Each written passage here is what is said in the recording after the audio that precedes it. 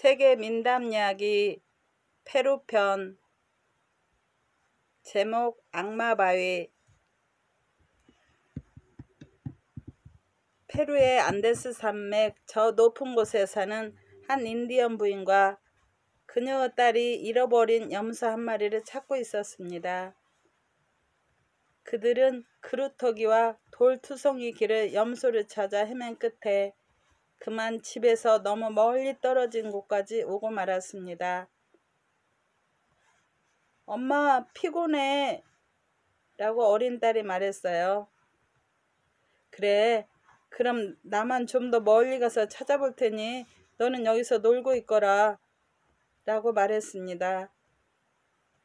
이곳은 안전한 곳이니 내가 돌아올 때까지 여기 있거라. 그러나 그곳은 안전하지 못했습니다. 그곳은 사람들을 삼키는 무서운 장소였습니다. 그곳에는 두 개의 커다란 바위가 나란히 서 있었는데 사람들이 가까이 오면 바위가 넓게 벌어졌다가 그 불행한 사람이 그 사이로 들어오면 다시 꼭 붙는 것이었어요. 그러면 그것으로 끝장이었습니다. 이곳에 대한 이야기는 모든 사람들이 다 듣고 있었고 따라서 엄마도 알고는 있었지만 그러나 그곳을 실제로 본 적은 없었습니다. 그녀는 이곳이 바로 그곳이라는 것은 몰랐어요. 그 작은 인디언 소녀는 뒤에 남아 재미있게 돌을 가지고 놀고 있었습니다. 갑자기 시커멓고 들쭉날쭉한 구름이 하늘에서 일더니 둥둥 떠다니다가 밑으로 내려왔습니다. 구름 속에는 비아헤 카푸사라고 그곳 사람들이 부르는 여자가 타고 있었어요. 그 여자는 마녀였습니다. 그녀는 언제나 자기 몸을 원하는 대로 바꿀 수 있었지만 단 한 곳, 발망은 바꿀 수가 없었습니다. 그 발은 날카로운 발톱이 달린 독수리 발이었습니다. 카푸사는 땅으로 내려와 그 소녀의 어머니 모습으로 변했습니다. 가엾은 소녀는 그 마녀를 진짜 어머니라고 생각한 나머지 그녀에게 뛰어갔어요. 카푸사는 소녀의 손목을 잡고 그 두 개의 바위 쪽으로 데리고 갔는데 그 마녀는 그 바위를 소녀의 집처럼 보이게 바꾸어 놓고 있었습니다. 얘야, 들어가자 라고 카푸사는 달콤한 목소리로 말했고 소녀는 즐거운 마음으로 들어갔습니다. 그러자 집의 바깥 모습은 다시 바위로 변했으며 소녀는 땅속 깊이 갇히게 되었어요. 진짜 엄마는 끝내 염소를 찾지 못했지만 날이 너무 늦었기 때문에 딸을 데리러 돌아왔습니다. 엄마는 사방을 둘러보았으나 딸이 보이지 않았어요. 이 애가 어딜 갔을까? 엄마는 사방을 찾아다니면서 딸의 이름을 불렀으나 대답이 없었습니다. 마침내 밤이 찾아들었고 불쌍한 엄마는 울면서 혼자 집으로 갔습니다. 다음 날 엄마와 아빠 그리고 마을 사람들은 소녀를 찾기 위해 다시 그곳으로 왔어요. 그들은 그 근방을 샅샅이 뒤졌으나 소녀의 모습은 끝내 찾을 수가 없었습니다. 해는 서산으로 지고 날씨가 어두워졌기 때문에 더 이상 찾을 수가 없게 된 사람들은 슬픔에 잠긴 채 집으로 돌아왔습니다. 그렇게 해서 몇 달이 흘렀고 그들은 이제 소녀를 찾을 수 있다는 희망을 포기해야만 했습니다. 사람들은 소녀가 죽었을 것으로 생각하게 되었어요. 하루는 소녀의 아버지가 메추라기를 잡으러 나왔다가 그 소녀가 사라진 바위 부근까지 오게 되었습니다. 그는 혹시나 하면서 그 바위 부근을 수없이 왔다 갔다 했던 것입니다. 그가 바위에서 좀 떨어진 곳까지 왔을 때 커다란 메추라기 한 마리가 날아오르더니 그 바위 옆에 내려앉았습니다. 그는 살금살금 기어오르다가 우뚝 멈춰 섰어요. 아니, 바위는 넓게 틈이 벌어져 있는데 이게 웬일입니까? 자기 딸이 바로 그 옆에서 색깔이 고운 돌을 가지고 놀고 있는 것이 아니겠습니까? 소녀는 손에 든 돌을 공중으로 던지곤 하는 것이었어요. 아버지는 마법 바위에 대해서 들은 적이 있었기 때문에 바위 옆으로 접근하기가 두려웠습니다. 그는 딸이 몇 발짝만 바위에서 떨어져 자기가 숨어있는 곳으로 왔으면 하고 바랐습니다. 그러나 그러기는커녕 소녀는 갑자기 바위 틈속으로 달려들어갔고 순식간에 그 두 바위는 닫히고 말았습니다. 아버지는 그곳에서 바위가 다시 열리고 딸이 다시 나타나기를 오랜 동안 기다렸지만 소용이 없었어요. 집으로 돌아온 그는 가장 친한 친구 몇 사람에게만 그가 목격한 사실을 들려주었을 뿐 다른 사람들에게는 아무 말도 하지 않았습니다. 친구들은 다음날 아버지와 함께 그곳에 가서 그의 딸 구출 작업에 무슨 도움을 줄 수 있는지 알아보기로 약속했습니다. 이튿날 아침 아주 일찍 그들은 계곡에서 사악한 마법바위가 있는 곳으로 올라갔어요. 그들은 그 부근에 숨어서 그곳을 지켜보며 기다렸습니다. 한참 후 바위가 열리더니 소녀가 나타나 여기저기를 뛰어다니면서 돌을 가지고 놀고 있었습니다. 아버지와 친구들은 그 소녀가 그 사악한 바위에서 조금만 더 떨어져 나오기를 기다리고 있었어요. 이윽고 소녀가 사람들이 숨어있는 부근까지 왔습니다. 소녀의 아버지는 잽싸게 커다란 돌을 주워 그 괴물 바위 틈으로 던졌고 그 바위는 이내 닫혀졌습니다. 그 소녀는 주위를 돌아보더니 놀라서 울기 시작했어요. 엄마, 엄마 하고 소녀는 울면서 엄마를 찾았습니다. 소녀의 아버지와 친구들은 달려나가 소녀를 안아들고는 집으로 달렸습니다. 집으로 오는 도중 소녀는 내내 엄마를 찾으며 울었어요. 그들이 집으로 돌아와 소녀의 진짜 엄마가 소녀를 품에 안았지만 소녀는 그래도 엄마를 알아보지 못했습니다. 소녀는 전에 한 동네에 살던 이웃들을 한 사람도 알아보지 못했고 어느 누구와 말을 건네려고 하지도 않았어요. 소녀는 그냥 앉아서 하루 종일 입을 다물고만 있었습니다. 엄마와 아빠는 무엇을 어찌해야 할지 몰라 무당을 부르기로 했습니다. 무당은 노랗고 하얀 옥수수를 꺼내더니 몇 마디 말을 한 다음 그것으로 그 소녀의 몸을 샅샅이 문질렀습니다. 잉카족은 노랗고 하얀 옥수수는 사람들이 정신을 들도록 해준다고 믿었어요. 과연 그 효험이 있었습니다. 오래전에 소녀는 제정신을 찾더니 그 가족에게 자기가 겪었던 이야기들을 모두 들려주었습니다. 엄마처럼 생긴 어떤 여자가 왔던 일이며 자기 집처럼 보이는 그곳에서 어떻게 살았는가 하는 이야기를 모두 들려주었어요.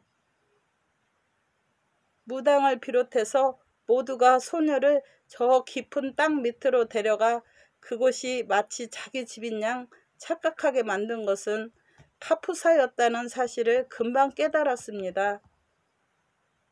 그러나 소녀가 정말 완치되온 것은 아니었어요. 시간이 흐르자 소녀는 다시 나빠졌고 이제 어떤 무당도 소녀를 고칠 수가 없었습니다. 그러더니 소녀는 마침내 세상을 뜨고 말았습니다. 그때부터 인디언 엄마들은 아이들이 시커멓고 뾰족뾰족한 구름이나 독수리 발을 가진 무엇을 보면 그것을 곧 카푸사로 생각하라고 가르쳤습니다. 그리고 그럴 때면 재빨리 십자가를 긋고 예수, 요셉, 마리아를 외우도록 가르쳤습니다. 그런데도 카푸사가 나타난 경우에는 그들은 성인들의 이름을 외우면서 카푸사에게 빨리 발을 보이도록 요구해야만 했습니다. 그러면 카푸사는 자기 정체가 이미 탄로났다는 것을 알고 더 이상 해를 끼치지 못하고 도망갑니다.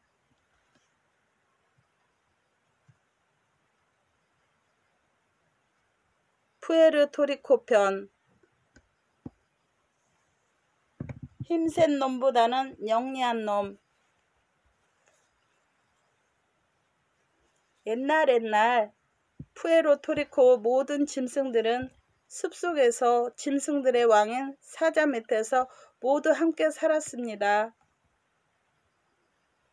아가디아에서 넓은 우마카오에 이르는 숲은 그 모든 짐승들에게 충분한 것이었어요. 그곳에는 수탉과 암탉, 개와 당나귀, 말과 고양이, 양과 염소, 토끼와 거북 등 여러분이 상상할 수 있는 짐승이란 짐승은 모두 모여 있었습니다. 짐승들은 모두 제 나름대로 성질에 따라서 살아갔어요. 고기를 좋아하는 놈은 고기를 먹었고 채소나 과일을 좋아하는 놈은 또 채소나 과일을 먹으면서 살아갔습니다. 그런데 어느 날 무슨 일이 일어나서 고기를 좋아하는 짐승들이 먹을 고기가 그만 떨어지고 말았어요. 무엇보다도 왕인 사자가 먹을 고기가 없었습니다. 짐승들은 모두 걱정했어요. 서로의 얼굴을 쳐다보고 있었지만 이 문제에 대해서 입을 열어 말은 하지 않았습니다. 어느 날 사자왕과 사자왕비가 서로 이야기를 하고 있었습니다. 나는 어쨌든 토끼처럼 당근은 먹지 않겠어 라고 숲속의 왕이 단호하게 말했습니다. 나도 당근이나 강낭콩 따위는 좋아하지 않아요 라고 사자왕비도 맞장구를 치며 말했어요. 이거 배가 고픈데 라고 사자왕이 퉁명스럽게 말했습니다. 나도 배가 고파요 라고 이번에는 그 아내가 말했습니다. 어떻게 해야 하죠? 나도 생각 중이야. 무슨 수가 있겠지. 사자왕은 한참 동안 무엇인가를 골똘하게 방법을 연구하던 끝에 퍼뜩 한 가지 새로운 생각을 떠올렸습니다. 방법이 생각났다. 그는 자기 아내에게 낮은 목소리로 으르렁 말했습니다. 앞으로 우리가 해야 할 일을 가르쳐주지.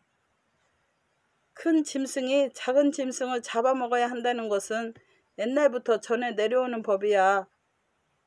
우리는 여기서 가장 크고 가장 힘이 센 짐승인 만큼 우리가 작은 짐승을 잡아먹는다는 것은 당연한 일이야.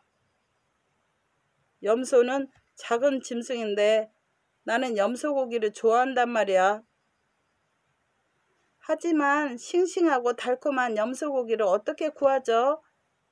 나는 지금 당장 한 조각 먹고 싶은데. 그러면서 사자왕비는 그 길고 거친 혀로 입술을 핥았습니다. 그거야 어렵지 않아, 여보. 하고 사자왕이 말했어요. 아주 쉬워. 이렇게 하면 돼. 우선 우리 집 앞에서 큰 무도회를 열어 모든 짐승들을 초대하는 거야. 그 시간은 밤이어야 하고 짐승들이 서로 볼 수 있도록 큰 모닥불을 피워야 해. 그러고는 염소 부부를 포함해서 이 숲속의 모든 짐승들을 초대하는 거야. 드디어 음악이 연주되고 모두가 춤을 추면 우리는 염소 부부 옆에서 춤을 추는 거야. 우리는 점점 더 그들 부부 옆으로 접근해 가서 그들과 몸이 바짝 맞닿을 정도가 되면 그들을 밀어서 모닥불 속으로 쳐놓은 거야. 모든 짐승들이 놀라서 도망가고 나면 당신과 나만 남게 되겠지. 염소들은 갈색으로 알맞게 익을 것이고 우리는 훌륭한 식사를 맛보게 될 거야. 사자왕비가 생각해보아도 그것은 멋있는 착상이었기 때문에 그들은 즉시 그 일을 준비하기 시작했습니다. 그들은 숲속에 뛰어 돌아다니며 만나는 짐승마다 그날 자기 집에서 있을 무도회에 꼭 참석하여 구경하도록 초청을 하면서 이 소문을 사방에 퍼뜨려 달라고 부탁했습니다. 드디어 밤이 왔고 모든 짐승들이 사자왕 부부의 집 앞에 모여들었어요. 그 장소를 밝게 비추기 위해 엄청나게 큰 모닥불이 피워졌습니다. 짐승이란 짐승은 모두 그곳에 모여들었어요. 사자왕과 사자왕비는 그들 모두에게 친절하게 인사를 건네면서 몇몇 짐승에게는 음악 연주를 도와달라고 부탁도 했습니다. 음악 합창을 부탁받은 짐승들은 말과 당나귀, 수탉, 개, 수소와 암소, 그리고 고양이 등이었는데 이들은 원래 뛰어난 가수들이었습니다. 그래서 그들은 노래를 시작했습니다. 개는 짖었고 말은 히잉거리고 울었으며 당나귀는 트레지를 하고 수소는 음매하고 바리톤으로 노래를 했으며 고양이는 야옹야옹 소리를 질렀습니다. 다른 짐승들은 모두 그 훌륭한 음악에 맞춰 춤을 추기 시작했어요. 무도회는 그야말로 멋지게 성공하고 있었습니다. 한데 원래 개와 염소는 절친한 친구 사이였어요. 그렇지만 머리가 매우 영리한 개는 이날의 무도회에 대해서 무엇인지 좀 석연치 않다는 의심을 품고 있었어요. 그는 멍멍거리며 짖다 말고 저만큼에서 혼자 앉아있는 염소에게로 갔습니다. 염소는 아내를 데려오지 않고 혼자였어요.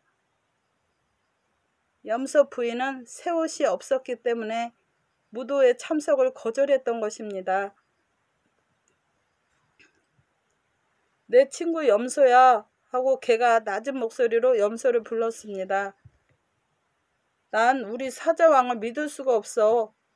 어쩐지 무슨 사건이 발생할 것 같은 불길한 냄새가 난단 말이야. 그러냐? 나도 그래 라고 염소가 대답했습니다. 그는 우리 가운데 어느 하나를 잡아먹을 속셈이야. 내가 알기로는 그는 지금 고기에 굶주려 있어.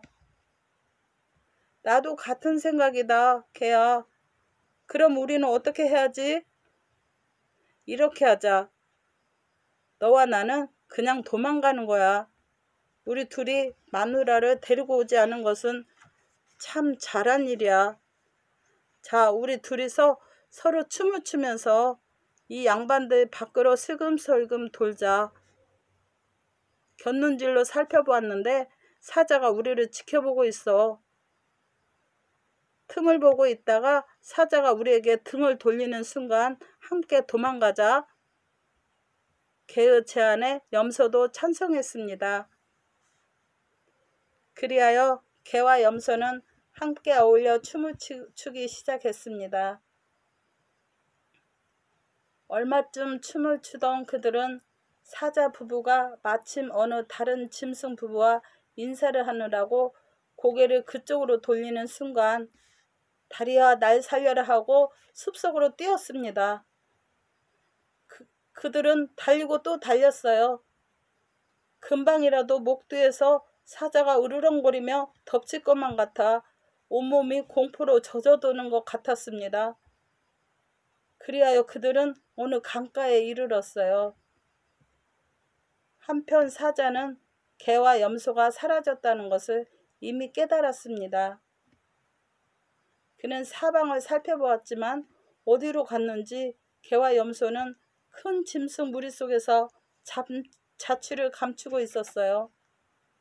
여보! 하고 사자왕이 속삭였습니다. 개와 염소가 사라졌어. 우리 아무도 눈치채지 못하게 하면서 저 짐승 떼 가장자리로 춤을 추며 나갑시다. 그리하여 숲속으로 들어가 그놈들을 찾아봅시다. 잡기만 하면 그놈들을 전부 구워 먹읍시다. 그리하여 2마리 사자는 슬금슬금 춤을 추면서 저쪽 숲 그늘로 접근해 갔습니다. 그때 개와 염소는 강가에 멍하니 서 있었어요. 최근에 쏟아진 비 때문에 강물은 크게 불어나서 매우 거칠게 소용돌이를 치며 흐르고 있었습니다. 아무래도 이 강을 건너야 혹시 사자가 쫓아오더라도 안심할 수가 있을 텐데 불어난 강물 때문에 그들은 오도 가도 못하고 있었습니다. 그도 그럴 것이 개는 헤엄을 칠 줄 알았지만 염소는 헤엄을 칠 줄 몰랐기 때문이었어요. 염소는 헤엄은커녕 원래 물 옆에도 가기 싫어하는 짐승이었습니다. 만일 물이 귀로 들어가면 염소는 죽는다는 말이 있을 정도였어요. 마침내 개는 첨벙하는 소리와 함께 강물로 뛰어들어 저쪽을 향해 헤엄치기 시작했습니다. 하지만 염소는 여전히 이쪽에 그냥 서서 어찌해야 할지 몰라 궁리만 하고 있었어요. 그런데 그때 얼마 멀지 않은 곳으로부터 들려오는 사자의 으르렁거리는 소리를 그 2 짐승은 동시에 들었습니다. 숲속으로 쫓아 들어왔던 사자는 주위가 캄캄했기 때문에 개도 염소도 찾을 수가 없었습니다. 그러나 사자는 역시 사자였습니다. 사냥에 익숙한 사자는 어두움 속에서도 마침내 개와 염소가 도망간 흔적을 찾아내고 그것을 쫓아 강가까지 오게 됐던 것입니다. 그리하여 개와 염소가 그의 으르렁거리는 소리를 들을 수 있을 정도의 가까운 거리까지 쫓아왔던 것입니다. 사방을 둘러보던 염소는 강둑에 쌓여있는 밀집단을 보고 그만 급한 김에 그 위로 올라갔어요. 그리고는 그 밀집단으로 온몸을 감싸서 숨었는데 그래도 꼬리는 숨기지 못했습니다. 지금은 염소에게 꼬리가 없지만 그 시절의 염소에게는 길고 멋있는 꼬리가 있었습니다. 사자는 으르렁거리면서 다가왔어요. 저쪽 강 언덕에 가 있던 개는 그 같은 사자의 모습을 보고 큰 소리로 짖으면서 사자의 약을 올렸습니다. 이봐, 거기 사자왕이라는 친구. 자네는 엉큼하게도 우리를 잡아먹으려고 했지? 그럼 어서 빨리 수영을 해서 이곳으로 건너와야 할 게 아니야? 사자는 분통이 터져서 큰 소리로 울부짖었지만 별다른 방법이 없었습니다. 왜냐하면 사자 역시 염소처럼 수영을 할 줄 몰랐기 때문이었어요. 그는 화가 났지만 어쩔 수 없이 이쪽 강둑에 서서 그냥 으르렁거리기만 할 뿐이었습니다. 개는 역시 영리한 짐승이었어요. 개는 자기의 가장 친한 친구 염소가 그 밀집단 속에 숨어 있다는 것을 이미 눈치채고 있었던 것입니다. 그렇잖아도 혼자서만 강을 건너 도망왔기 때문에 속으로 몹시 미안하게 생각하고 있던 개는 강둑에서 사자 소리가 점점 크게 들려오자 한 가지 꾀를 냈던 것이에요.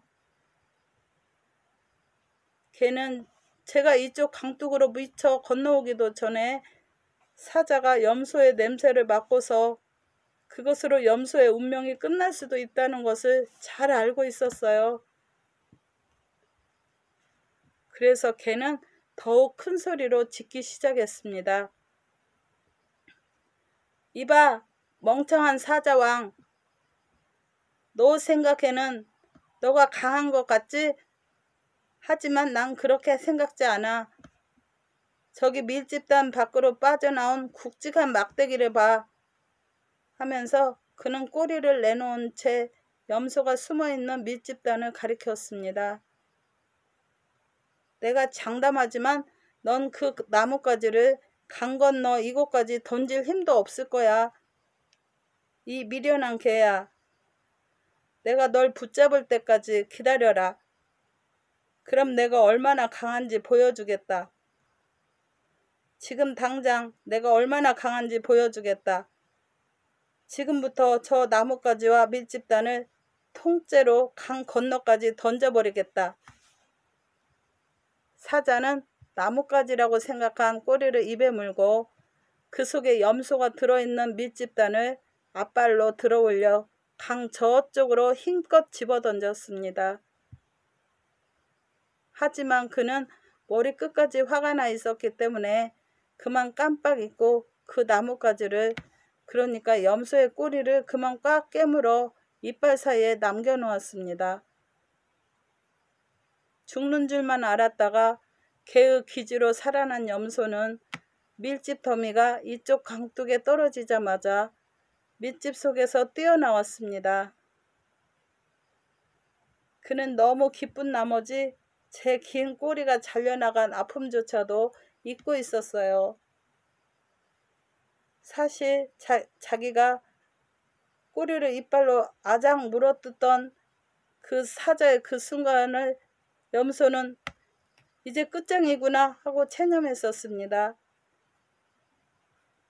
염소는 사자가 눈치를 채고 우선 자기 꼬리부터 잘라먹는 줄 알았던 것입니다. 그랬는데 그 순간에 미련한 사자는 끝내 눈치를 못 채고 그 무지무지하게 센 힘으로 밀집단을 강 이쪽 둑으로 내던졌으니 염소의 기분이 어떠했겠습니까? 지옥에서 부처님을 만나기로서니 이보다 더 기쁠 수는 없었겠지요. 고맙다 사자왕, 정말 고맙다.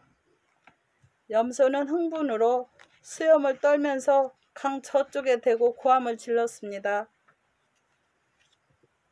고맙다 사자야.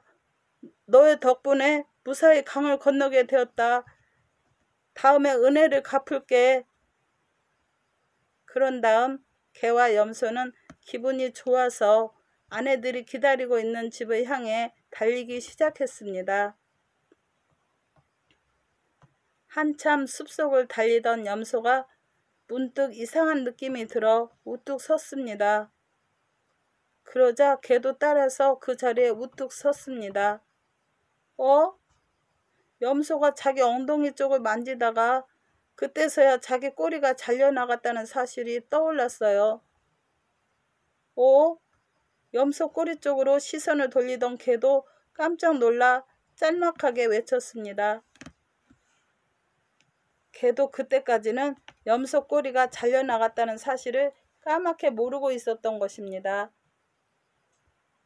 개와 염소는 한동안 멍하니 서로를 쳐다보고 있다가 갑자기 웃음을 터뜨렸습니다.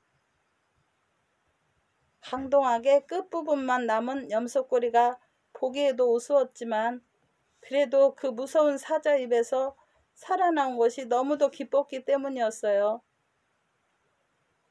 한편 제 입에 물기까지 했던 염소를 개의 꾀에 속아서 살려준 사자는 그만 분통이 터져서 그 염소 꼬리를 갈기갈기 찢었어요.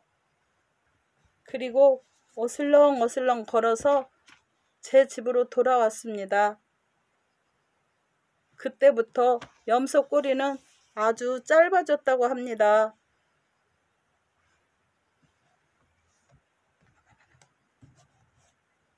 니카라과 편. 제목: 토끼 키가 커지다. 지금은 전쟁으로 날카로워졌지만 니카라과는 원래 축제의 나라라고 불립니다. 사람들이 쾌활하고 잘 놀았기 때문이지요. 제 주위의 짐승들을 모두 눈여겨보던 토끼는 다른 짐승들이 모두 저보다 큰 것에 대해 화가 났습니다. 내 몸도 말이나 소만큼 아니면 하다못해 호랑이만큼이라도 컸으면 좋으련만 난 이렇게 작은 것이 싫어. 그는 몇 번이고 그렇게 내까렸습니다. 나는 그 어느 누구보다도 영리하긴 하지만 그러나 너무 작아. 무슨 수를 써야겠어. 그래서 그는 하늘에서 사시는 하느님 아버지를 만나러 가기로 결심했습니다.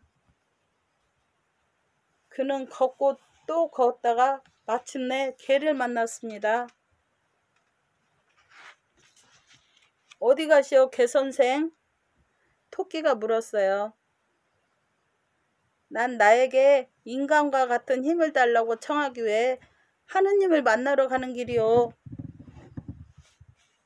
난 내 주인만큼이나 영리해지고 싶다오. 나도 하느님 아버지를 만나러 가는 길이오. 난 그분에게 가서 내 몸을 말만큼 크게 해달라고 부탁할 참이오. 우리 함께 가면 좋겠어.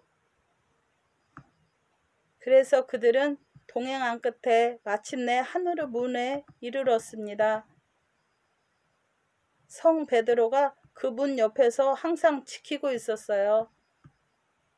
날씨 좋구나 하고 베드로가 말했습니다.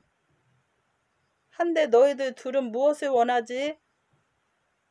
저희들은 하느님 아버지를 만나려고 해요. 그들은 함께 대답했습니다.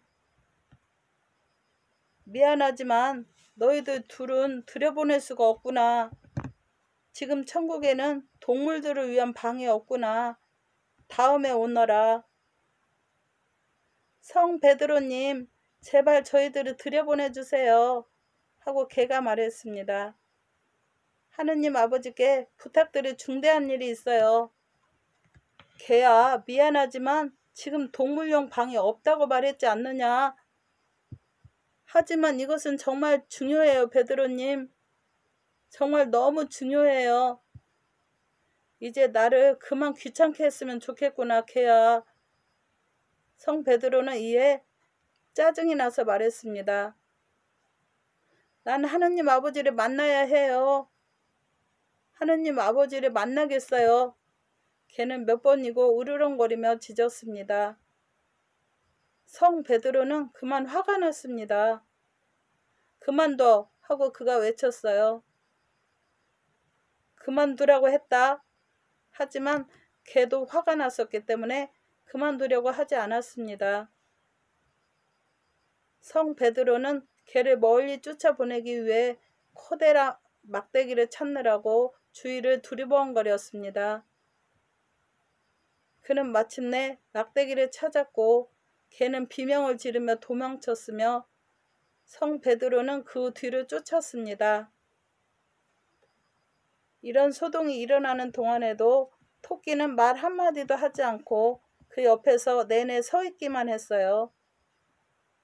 그러나 성 베드로가 개의 뒤를 쫓아가기 위해 대문을 떠나는 순간 그는 문고리에 걸려있던 열쇠로 천국문을 따고 그 안으로 들어갔습니다. 그는 하느님 아버지가 금좌에 앉아있는 것을 보았어요. 안녕하십니까, 하느님 아버지. 잘 있었느냐, 토끼야?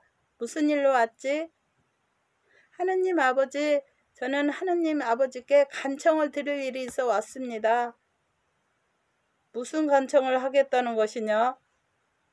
저는 몸집이 좀 더 커지고 싶습니다. 저는 말이나 소만큼 커지고 싶습니다. 토끼야, 지금 너로서 만족해라. 우리 모두는 지금의 나로서 만족해야 하는 법이니라. 하지만 저는 더욱 커지고 싶어요. 저는 다른 짐승들보다 영리하지만 이제 좀 더 커지고 싶어요. 하느님 아버지, 제발 제 몸이 말만큼 크게 해주십시오. 너의 몸은 아주 적당한 크기이니라. 그렇다면 황소만큼이라도 크게 만들어 주십시오. 너의 몸은 적당하다고 하지 않았느냐? 하느님 아버지, 부탁입니다. 제 몸을 크게 만드는 일이 아버지께는 별일 아니지만 저에게는 아주 중요해요. 하느님 아버지는 피곤해지기 시작했습니다. 내 몸의 크기는 적당하다고 내가 말했다. 너는 그 작은 몸으로도 말썽을 부릴 만큼 부렸다. 너의 몸이 만일 더 크다면 넌 더 많은 말썽을 부릴 것이다. 하지만 토끼는 계속 애걸복걸 빌었습니다. 하느님 아버지가 뭐라고 해도 그는 아랑곳하지 않고 계속 부탁했습니다. 마침내 하느님 아버지는 이렇게 말했어요. 너가 할 일을 내게 말해주겠다. 너가 만일 3가지 큰 동물의 가죽을 가져오면 너를 보다 크게 만들어주겠다. 호랑이 가죽과 큰 원숭이 가죽, 그리고 10피트짜리 악어 가죽을 가져오너라. 그러면 너를 보다 크게 만들어주마. 토끼는 그 3가지 가죽을 얻기 위해 팔짝팔짝 뛰어서 나갔습니다. 그가 어느 강가에 이르자 그곳에는 호랑이 한 마리가 물을 마시고 있었습니다. 호랑이를 발견한 토끼는 나무에서 늘어져 드리워 있는 두꺼운 덩굴 줄기를 자르기 시작했어요. 그는 계속 그것을 자르느라고 호랑이는 쳐다보지도 않았습니다. 그 두꺼운 덩굴 줄기를 무엇 때문에 자르지, 토끼씨? 무서운 폭풍이 몰려오고 있어요. 이 폭풍은 나무를 쓰러뜨리고 짐승들을 하늘로 날려보낼 거예요. 난 폭풍에 날려가지 않도록 가장 큰 나무에 내 몸을 묶을 덩굴 줄기를 자르고 있답니다. 그 폭풍이 정말 그렇게 무서운 것이요? 난 확실한 것 아니면 말하지 않아요. 그렇다면 나도 내 몸을 묶는 게 좋겠군. 당신은 몸이 크니까 바람 따위는 겁 안 내도 되지 않아요? 하지만 이번 폭풍은 무섭다면서. 그래요. 여지껏 한 번도 구경한 적이 없는 그런 폭풍이에요. 그럼 내 몸도 묶어야지. 폭풍이 그토록 강하다니. 아니에요. 호랑이씨, 난 그렇게 해주지 않겠어. 토끼씨, 그렇게 해주시오. 우리는 오랜 친구 아니요. 나를 아주 꼭꼭 묶어주시오. 그리고 나를 틀림없이 지켜줄 큰 나무를 한 그루 찾아주시오.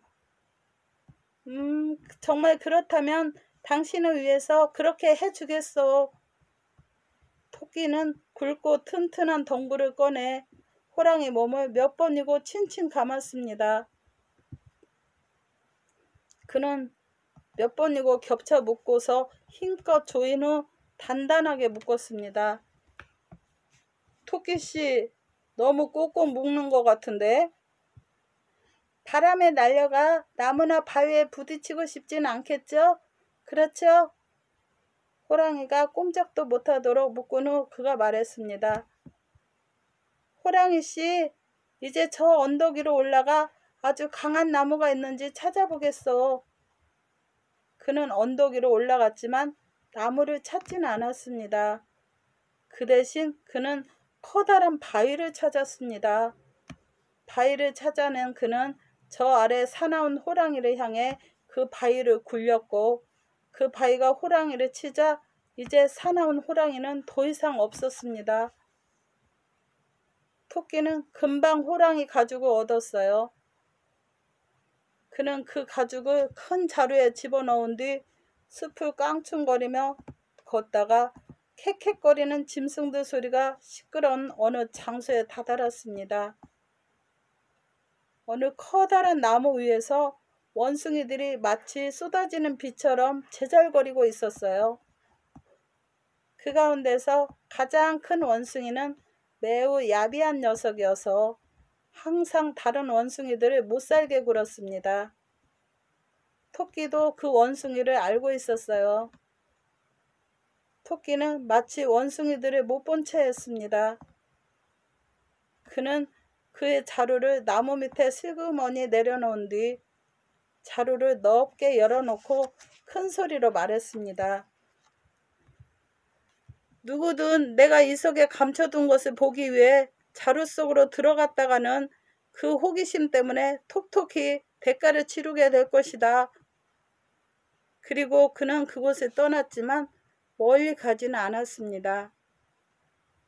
그는 그 근방 덤불숲으로 가서 몸을 숨겼다가 다시 자루를 놓아뒀던 나무 밑으로 살금살금 돌아왔습니다. 원숭이들은 그를 내내 지켜보고 있었기 때문에 그가 한 말을 들었습니다. 그러나 그 큰 원숭이는 다른 원숭이들을 옆으로 밀어젖히고 그 자루 쪽으로 쫓아가면서 큰 소리로 말했어요. 저 안에 들어있는 것은 내가 꺼낼 거야. 그는 자루 안에 무엇이 들어있는지 보기 위해 머리를 그 속으로 쳐박았습니다. 그 속은 어두웠기 때문에 그는 몸을 깊숙이 집어넣었어요. 원숭이가 몸뚱이째 자루 속으로 들어간 것을 본 토끼는 달려나와 자루 주둥이를 노끈으로 단단히 묶었습니다. 도둑이야! 강도야! 그는 마구 외쳤습니다. 내 놈은 내 옥수수를 훔치려고 그 속에 들어갔지? 너 어디 한번 혼 좀 나봐라. 그는 막대기를 들어 있는 힘껏 그 자루를 두들겨 팼고 마침내 그 몸집 크고 야비한 원숭이는 더 이상 그 속에서 뛸 수가 없게 되었습니다. 그러자 토끼는 그 원숭이 가죽을 벗겨서 다시 자루 속에 집어넣었어요. 이제 가죽이 2장이 됐군. 한 장만 더 있으면 돼. 강가로 간 그는 무서운 악어가 그 거대한 입 양쪽으로 더러운 이빨을 내민 채 잠이 들어있는 것을 보았습니다. 누구나 이 악어를 무서워했어요. 악어가 사납다는 것은 나도 알고 또 모두가 그를 무서워하지만 어쨌든 나는 저놈을 잡아야 해. 그는 막대기를 들어 악어의 두꺼운 꼬리를 몇 번 때렸습니다. 잠이 깬 악어는 그 무섭도록 큰 입을 벌리면서 토끼를 향해 그 꼬리를 휘둘렀습니다. 그러나 토끼는 그것을 잽싸게 피해 숲속으로 도망갔어요. 그는 이 일을 잠시 생각할 시간이 필요했습니다. 악어가 잠자러 가자 토끼는 생각에 잠겼어요. 그는 혹시 무슨 수가 생길지 모른다는 생각에서 다시 가보기로 했습니다. 악어는 눈을 크게 뜨고 깨어 있었으며 그의 작은 눈은 투지에 가득 차서 번쩍거렸습니다. 토끼는 아무 일도 없었던 척하면서 물을 마시기 위해 강으로 갔습니다. 야, 너 이 악당아! 막대기로 내 꼬리를 두들겨 패고는 감히 이곳에 다시 왔겠다? 너 어디 한번 혼이 나봐라. 내 그냥. 아가씨, 내가 당신을 때렸다고 했습니까? 내가 10피트가 넘는 당신 같은 악어를 때릴 수 있겠어요? 난 당신 친구예요. 아마 나처럼 생긴 다른 토끼였을 거예요. 너였어, 이 비열한 놈아. 난 너를 보면 알아. 아, 이제 알았어요. 내 형이었군요. 그가 저지른 일 때문에 내가 항상 비난을 받는다는 것은 세상 사람들이 모두 아는 거려. 좋아. 만일 그놈이 너의 형이었다면 그는 매우 더러운 놈이야. 내가 그를 붙잡았다 하면 갈기갈기 찢어놓겠어. 그는 지금 내가 들고 있는 것과 같은 그런 작대기로 나를 잡으려고 했어. 하하하. 그 말을 들으니 미안하군요. 내 형은 좀 어리석어요. 한데 왜 웃으시죠? 왜냐하면 그가 바보이기 때문이지. 내 가죽을 때려서 나를 잡겠다니. 그가 하루 종일 밤낮으로 나를 두들겨 패도 나한테는 상처 하나 입힐 수 없어. 정말 그렇습니까? 물론 나에게 상처를 입힐 수 있는 곳은 딱 한 곳뿐이야. 바로 여기지. 하면서 그는 자기 눈동자를 가리켰습니다. 그건 나도 몰랐군요. 작은 점 하나를 제외하고는 아무것도 상처를 입지 않는다는 것은 정말 대단하군요. 이제 우리는 친구가 됐으니 내 자루 속에 넣어둔 맛있는 원숭이 고기를 좀 당신에게 나누어 주겠어. 당신이 원하는 만큼 가져가시오. 악어는 그 자루 쪽으로 가서 자루 주둥이를 풀기 시작했습니다. 악어가 이빨로 끈을 풀고 있는 사이에 토끼는 막대기를 집어 악어의 눈을 겨냥하고 찔렀습니다. 그리하여 악어는 숨을 거두었습니다. 토끼는 잽싸게 악어 가죽을 벗겨 그것을 자루에 넣은 후 그가 달릴 수 있는 한 빨리 달려 하느님 아버지에게로 갔습니다. 그는 숨이 턱에 닿아 천국에 이르렀습니다. 하느님 아버지, 그가 말했습니다. 하느님 아버지께서는 저에게 이르시기를 호랑이 가죽과 원숭이 가죽 그리고 악어 가죽을 가져오라고 하셨습니다. 여기 그것들이 있습니다. 뭐라고? 하느님 아버지가 큰 소리로 말했습니다. 그 3마리 짐승 가죽을 단 하루 만에 모두 구했단 말이지? 네, 단 하루 만에 해치웠습니다. 그 가죽들이 여기 자루 속에 있어요. 어떻게 그것이 가능하단 말이냐? 너처럼 작은 짐승이 하루 만에 그같이 커다란 짐승 3마리의 가죽을 구하다니. 내가 그 일을 그토록 쉽게 하는 것을 보니 너는 진정 나쁜 놈인 모양이구나. 나쁜 것이 아닙니다. 단지 영리할 뿐입니다. 매우 영리할 뿐이에요. 이제 저를 말처럼 크게 만들어 주십시오. 안 되겠다. 너처럼 작은 놈이 그렇게 어려운 일을 단 하루 만에 해치우는데 만일 내 몸이 말처럼 크면 무슨 짓을 저지를지 어찌 알겠느냐. 안 된다. 지금의 너보다 더 이상 크게는 절대 안 만들어주겠다. 하지만 저에게 약속하지 않으셨습니까? 하느님 아버지, 약속을 하셨습니다. 그래, 약속은 했었다, 토끼야. 그러니 약속은 지키겠다. 이리 오너라. 토끼는 하느님 아버지 옆으로 갔습니다. 너를 보다 크게 만들겠다, 토끼야. 하느님 아버지는 토끼의 작은 귀를 붙잡더니 그것을 잡아 끌기 시작했습니다. 그가 자꾸자꾸 잡아 끌자 토끼의 귀는 점점 더 늘어났어요. 이제 너는 더 커졌다 하고 하느님 아버지가 말씀하셨습니다. 너는 어느 누구보다 더 긴 귀를 갖게 됐다. 그렇죠? 토끼보다 더 긴 귀를 가진 동물은 이 세상에 누구도 없습니다. 감사합니다. 편안하고 건강하세요. 구독과 좋아요는 격려가 됩니다.